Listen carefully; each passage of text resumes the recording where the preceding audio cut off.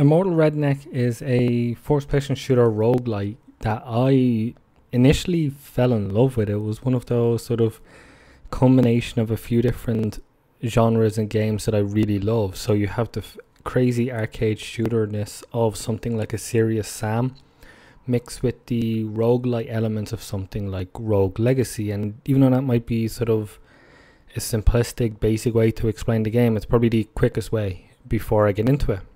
So you play as a redneck in Egypt that's also a mummy. Probably best not to question it. But anyway, the whole aim of the game is to kill as many enemies within the period to move up the floors. And it's sort of, it's not permadeath in the sense that you carry your gold with you, but every time you enter the pyramid again, you've got to give up all your gold. So you've got to use that gold in a skill tree.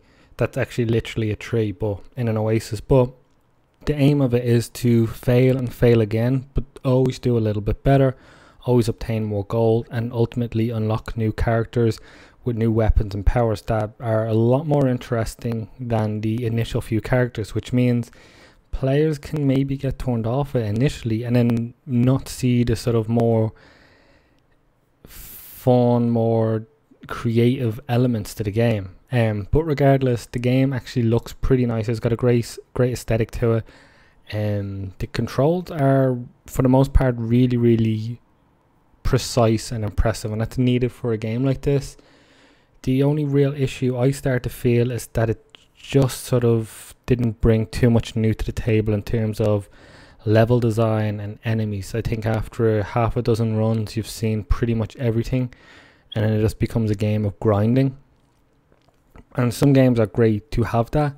It's just it's a bit of a juxtaposition in the sense that the enemies and the levels are pretty fun in the beginning, but the character you control as isn't. And then when you get the really cool characters with the cool weapons, the levels stay the same and they don't sort of expand as much as I'd wanted to. But regardless, it's still a rather fun game. It's something that I lost some of my enjoyment with it as time went on, but that enjoyment still stayed at a consistently high level.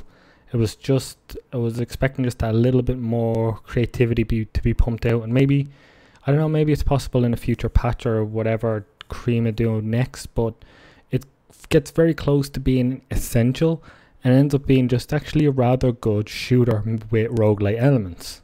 So it's a good game, it's just loses some of its shine after a couple of hours.